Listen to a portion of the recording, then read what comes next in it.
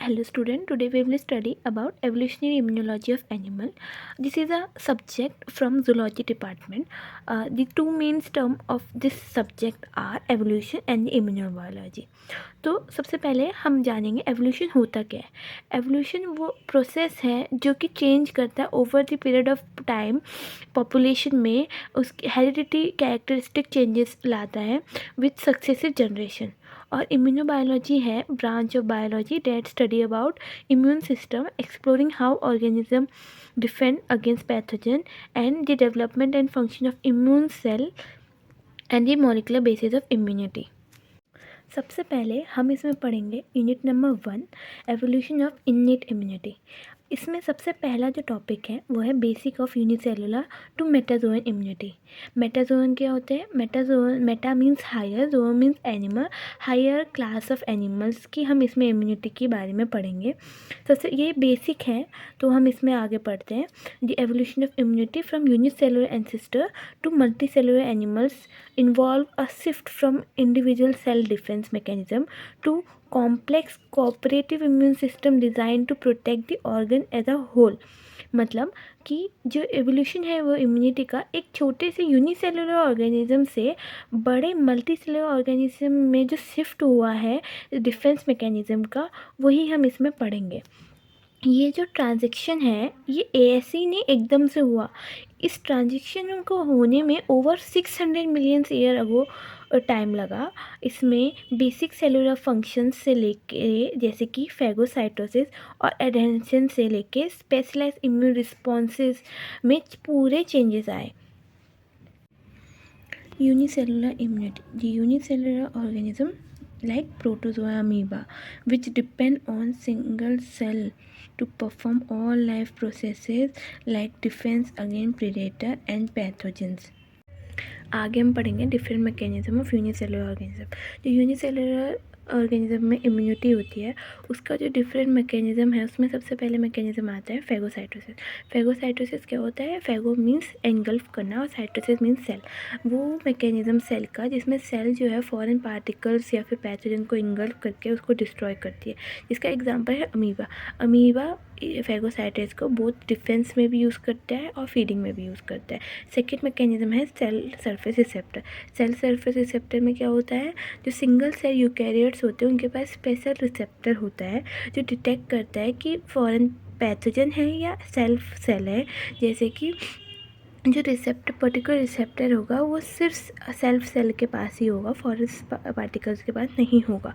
तो जब वो रिकॉग्नाइज करेंगे कि फॉरेन पार्टिकल के पास वो रिसेप्टर नहीं है तो फिर वो उसको डिस्ट्रॉय कर देंगे। और ऐसे ही इन्वायरमेंटल चेंजेस भी होंगे इसी के कारण सेल में और उस ऑर्गेनिज्म की बॉडी में। तीसरा है program cell death. Program cell death में क्या होता है कि जो सेल है वो अपनी खुद की डेथ कॉज करता है। उसमें क्या होता है, ये एक मैकेनिज्म है जो कि डेथ कॉज करता है। जैसे कि यूनिसेलुलर ऑर्गेनिज्म लाइक ईस्ट में क्या होता है, जो स्ट्रेस बढ़ता है जब सेल का, तो स्ट्रेस बढ़ने के कारण सेल की डेथ हो जाती है। और ऐसा ही सिमिलर मैकेनिज्म हमें मल्टी सेलुलर ऑर्गेनिज्म जैसे कि मेटाजोअन्स में भी देखने को मिलता है, जिसको हम बोलते हैं एपोप्टोसिस। चौथा जो है वो जेनेटिक टूल किट है। जेनेटिक टूल किट होता क्या है?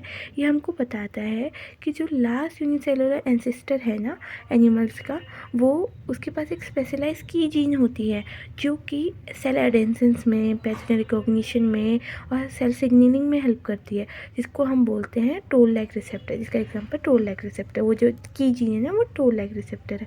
और हम टोल लाइक रिसेप्टर के बारे में आगे और पढ़ेंगे। आगे हम पढ़ते हैं ट्रांजिशन टू मेटाजोइन इम्यूनिटी। मतलब जो ट्रांजिशन फेज़ है उसमें क्या क्या होता है। उस ट्रांजिशन फेज़ में सबसे पहले आता है self of non self recognition. ये होता क्या है? मतलब जो सेल जो है वो खुद की सेल्फ और फॉरेन पार्टिकल की सेल्फ को रिकॉग्नाइज करती है नहीं करती, उसके बारे में चलता है। जैसे कि जो अल्टीमेट मेटाजोन्स है जैसे कि स्पॉन्जेस, वो डेवलप करते कैपेसिटिस्टिक जैसे आइसोजेनिक मतलब सेल्फ सेल के बीच, एलोजेनिक मीन्स सेम स्पीसीज़ होती है पर जो जीनोटाइप होता है वो डिफरेंट होता है। और जीनोजेनिक में क्या होता है? डिफरेंट स्पीसीज़ ही होती है, डिफरेंट जीनोटाइप होता है, तो जो कि लीडिंग करता है डिस्ट्रक्शन ऑफ फॉरेन सेल में। सेल से एडेंसेंस में क्या होता है कि सेल से एडेंशियल सिग्नलिंग में क्या होता है कि जब डेवलपमेंट होता है, जब ट्रांजिशन फेज आती है, जब मल्टीसेलर ऑर्गेनिज्म में इम्यूनिटी फॉर्म होती है, तो सबसे पहले आता है कैथरीन। कैथरीन वो फैमिली होती है कैल्शियम डिपेंडेंट प्रोटीन की, जो कि हेल्प करती है सेल को एक दूसरे के साथ स्टिक होने में। उसके बाद आते हैं लैक्टिन। लैक्टिन वो कार्बोहाइड्रेट बाइंडिंग प्रोटीन्स होते हैं जो कि हाईली स्पेसिफिक होते हैं सिर्फ शुगर ग्रुप्स के लिए। और इंटीग्रिन्स। इंटीग्रिन्स जो है वो लार्ज फैमिली होती है एडेंसिन रिसेप्टर की, जो कि वाइडली एक्सप्रेस्ड होती है और वो सिर्फ इंटरेक्ट करती है एक्स्ट्रा सेलुलर मैट्रिक्स कंपोनेंट से। तीसरा जो फैक्टर है वो है inflammatory like response. Inflammatory like responses क्या होते हैं, जिसमें जो सेल है वो अपनी सेल में और फॉरेन सेल में रिकॉग्नाइज करती है, और रिकॉग्नाइज करने के बाद जो ग्रैन्यूल्स होते हैं सेल के, वो कंटेन करते हैं प्रोटीएसेस और सिग्नलिंग फैक्टर, और यही प्रोटीएसेस और सिग्नलिंग फैक्टर रिलीज़ होते हैं और एलिमिनेट हो जाते हैं पैथोजन। क्योंकि ये प्रोटीएसेस और सिग्नलिंग फैक्टर तो सिर्फ जो सेल की खुद की सेल है उनमें ही प्रेजेंट होंगे, जो फॉरेन पैथोजन है या फॉरेन पार्टिकल है उनमें तो ये चीज़ें प्रेजेंट होगी ही नहीं। तो जब उनमें ये चीज़ें प्रेजेंट हो गई नहीं, जब वो सिग्नल एक सेल के ले ही नहीं पाएंगे, तो पता चल जाएगा सेल को कि ये कोई फॉरेन पार्टिकल है, और वो उसको एलिमिनेट कर देगा, उसको डिस्ट्रॉय कर देगा, और अपनी बॉडी को बताने के लिए इन्फ्लेमेशन होगी उनकी बॉडी में, और पता चल जाएगा कि उनकी बॉडी में कोई फॉरेन पार्टिकल आया है। अभी तक हमने पढ़ा था ट्रांजिशन। जो ट्रांजिशन के बाद जो मल्टीसेलुलर ऑर्गेनिज्म में जो भी चेंजेस हुए वो क्या थे। आगे अब हम पढ़ रहे हैं इम्यूनिटी इन मेटाजोइन एवोल्यूशन, मतलब जो इम्यूनिटी का एवोल्यूशन हुआ मल्टीसेलुलर ऑर्गेनिज्म में वो क्या हुआ। सबसे पहले जो है इननेट इम्यूनिटी का एवोल्यूशन हुआ इनवर्टिब्रेट्स में। इनवर्टिब्रेट्स में क्या हुआ कि जो इननेट इम्यूनिटी है, जैसे कि हो गया physical barrier, anti microbial peptide, phagocytosis और इम्यून मेमोरी, ये सब का डेवलपमेंट हुआ। और अडेप्टिव इम्यूनिटी जो है वो वर्टिब्रेट्स में आई, जिसमें कि जो जॉर्ड वर्टिब्रेट्स होती हैं उसमें सोमैटिकली जनरेटेड एडेप्टिव इम्यूनिटी, जो कि बी और टी सेल होती है, जिसको हम लिम्फोसाइट्स भी बोलते हैं, वो आए, जो कि from pre existing immune system innate system से ही आए, और ये इसने क्रिएट किया a very long lasting defence system in a vertebrates. आगे हम पढ़ेंगे evolution of immunology armaments across the animal phyla. ये सेकंड टॉपिक है, जिसमें कि जो इम्यूनोलॉजी के आर्मामेंट्स के बारे में पढ़ेंगे across different animal phyla. Armaments होते क्या है, ये एक प्रोग्रेसिव डेवलपमेंट है डिफरेंट मैकेनिज्म का, मतलब टाइम के साथ जो भी डेवलपमेंट हुआ डिफेंस मैकेनिज्म में, जो कि ऑर्गेनिज्म को प्रोटेक्ट करता है फॉरेन पार्टिकल से, पैथोजन से ड्यूरिंग एवोल्यूशन। जिसमें सबसे पहले ऑर्गेनिज्म आते हैं प्रोटोजोन्स। प्रोटोजोन्स कौन होते हैं, ये यूनिसेलुलर ऑर्गेनिज्म होते हैं। इनके पास कोई ट्रू इम्यूनिटी नहीं होती है, ये जो अपना डिफेंस है वो करते हैं, जैसे कि फैगोसाइटोसिस सेल के थ्रू एंजाइम सिक्रीट करते हैं, अवॉइड करते हैं फॉरेन पार्टिकल को। इसमें सबसे एक एग्जांपल है अमीबा। अमीबा जो कि एनगल्फिंग बैक्टीरिया, जो कि बैक्टीरिया को एनगल्फ कर देता है। दूसरा जो है फाइला, इसमें है पॉरीफेरा। पॉरीफेरा जो है इसका एग्जांपल स्पॉन्जेस। स्पॉन्जेस में जो है सबसे पहली इन्नेट इम्यूनिटी आई, जो कि एलो रिकॉग्निशन में हेल्प करती है, एंटी माइक्रोबियल पेप्टाइड्स में हेल्प करती है। इसका एग्जांपल है जो स्पॉन्जेस है वो रिजेक्ट करते हैं फॉरेन सेल को। इसका जो थर्ड फाइला है वो की है नाइडेरिया। नाइडेरिया के एग्जांपल है हाइड्रा और जेलीफिश। इनमें क्या होता है, इनमें इन्नेट इम्यूनिटी होती है, क्योंकि इन्नेट इम्यूनिटी सबसे पहले तो पॉरीफेरा में आ गई, तो अब इनमें भी होगी, और क्योंकि ये पॉरीफेरा से हायर फाइला वाले हैं, और इनमें टोल लाइक रिसेप्टर्स भी होते हैं। इसके बारे में हम आगे पढ़ेंगे इस यूनिट में। और एंटी माइक्रोबियल पेप्टाइड्स भी होते हैं।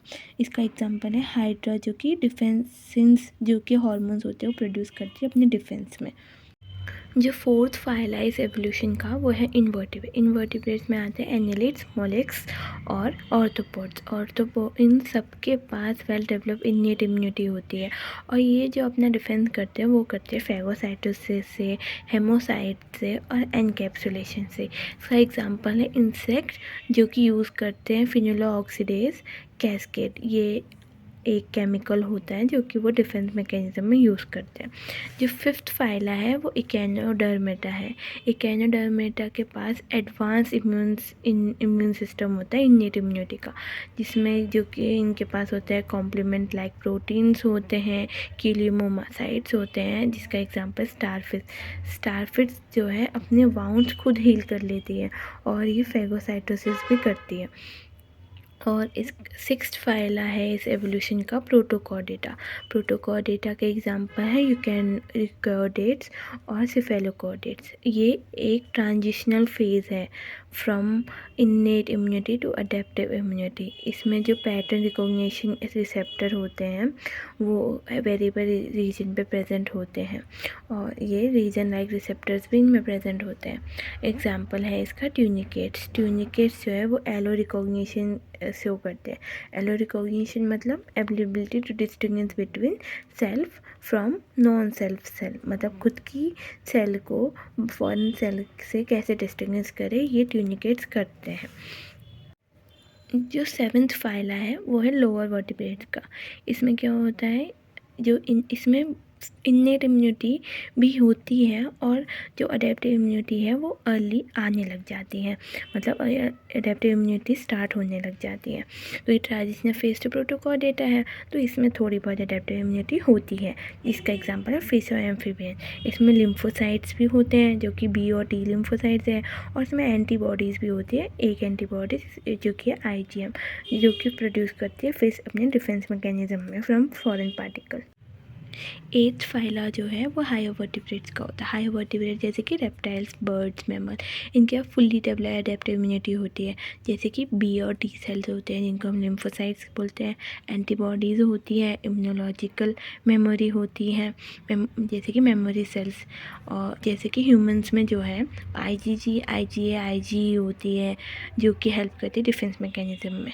ये जो एवोल्यूशन आर्मामेंट्स है ना, ये हेल्प करता है एनिमल फाइला का जर्नी को बताने में, और जो कि एंशिएंट जर्म लाइन से शुरू होती है, इन्नेट डिफेंसेस से शुरू होती है, और ये highly specific somatic generated adaptive system तक जाती है और स्पेसिफिक डाइवर्सिटी और इनोवेशन के बारे में भी बताती है।